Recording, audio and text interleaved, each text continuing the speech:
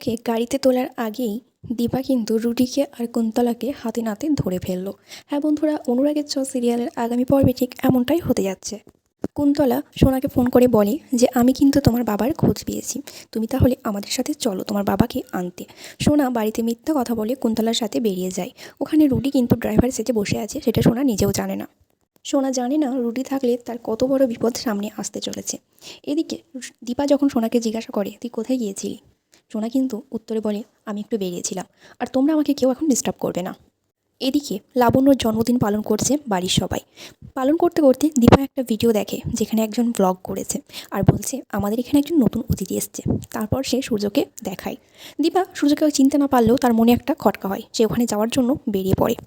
ওদিকে কুন্তলা সে কী করেছে, সূর্যর বউ সেজে সেখানে সোনাকে নিয়ে উপস্থিত হয়েছে এবং ওখানে গিয়ে গ্রামের মানুষদের বলে যে উনি আমার স্বামী, আমরা ওনাকে অনেকদিন ধরেই খুঁজছি। আর সোনাও তো বোকা মেয়ে, ও একটা ছবি দেখিয়ে বলে এই দেখো এটা আমি আর আমার বাবা। ওদের কথা বিশ্বাস করে কিন্তু গ্রামের লোকেরা সূর্যকে কুন্তলা, সোনা, রুডির হাতে তুলে দেয়। এবার কুন্তলার প্ল্যান সোনাকে সরিয়ে সূর্যকে সে সরিয়ে ফেলবে ওখান থেকে, কিন্তু সোনার সাথে কি করবে কুন্তলা? কুন্তলাকে কিছু ভাবতে হবে না, কারণ যেখানে রুডি আছে সেখানে সোনার ক্ষতি তো অনিবার্য। কিন্তু সূর্যকে গাড়িতে তোলার আগেই দীপা সেখানে হাজির হয়ে যাবে।